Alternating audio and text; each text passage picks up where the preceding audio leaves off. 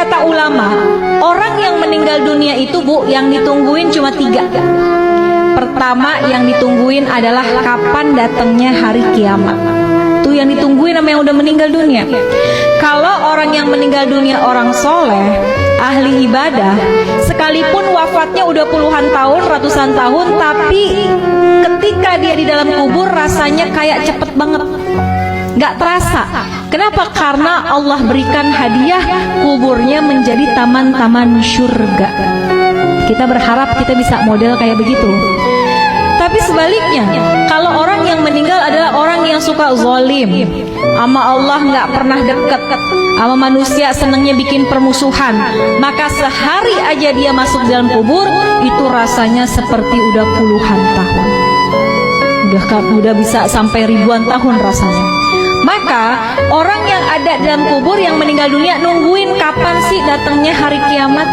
Orang baik pengen buru-buru cepat supaya bisa segera masuk dan menikmati keindahan syurganya Allah Subhanahu wa ta'ala. Orang-orang sebaliknya, orang-orang yang jahat, yang zalim, pengen buru-buru juga datang hari kiamat. Dia pikir kelar siksaan kubur udah selesai, padahal masih banyak siksaan yang lebih besar, yaitu ketika datangnya hari kiamat. Maka pertama, orang yang meninggal nungguin kapan datangnya hari. Yang kedua, orang yang sudah meninggal, kata ulama, yang ditungguin kiriman doa dari yang masih hidup. Makanya kalau peringatan haul kayak gini Bu, yang paling girang adalah orang yang dihaulin. Itu dalam kitab Ruh digambarkan, orang yang dikirimin hadiah, ya, Fatihah aja, bahkan sekedar doa dari orang yang masih hidup kepada orang yang sudah meninggal dunia, di dalam kubur hatinya girang luar biasa, bahagia luar biasa, sampai penghuni kubur samping-sampingnya pada ngeliatin Bu. Kayak orang lagi di pesantren, ditengokin sama orang tuanya, dibawain makanan, kan temen-temennya pada ngeliatin tuh ya. Itu sama ceritanya seperti apa yang ada dalam kubur.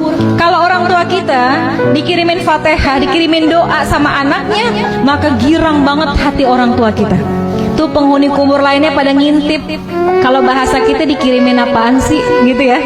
Maka mereka sangat menunggu kiriman doa daripada keluarganya yang masih hidup di dunia. Bahkan diceritain Bu, kalau yang ngirimin anaknya, keturunannya, itu malaikat akan membawa doanya menggunakan nampan yang terbuat dari emas. Punya nggak nampan dari emas? Nggak ada. Tapi Masya Allah, ketika kita meninggal dunia, malaikat hadirkan doa. Bisa jadi doa itu berupa ampunan, bisa jadi doa itu adalah rahmat yang dikirimkan oleh anak kita yang masih hidup di dunia.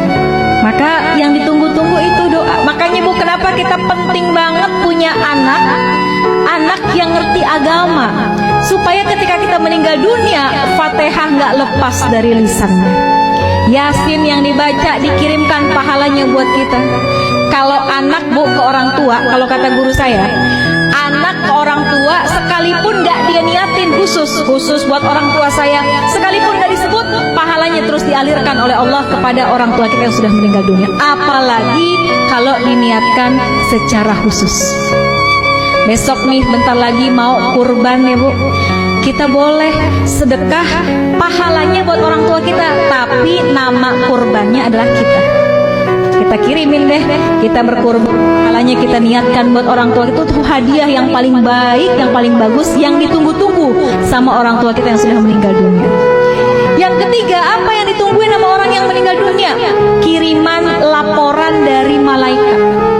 Tuh malaikat itu Bu ngirimin laporan tentang anak cucu keturunannya. Kalau anak-anaknya pada soleh solehah, pada ahli ibadah, orang tua kita girang dalam kuburnya.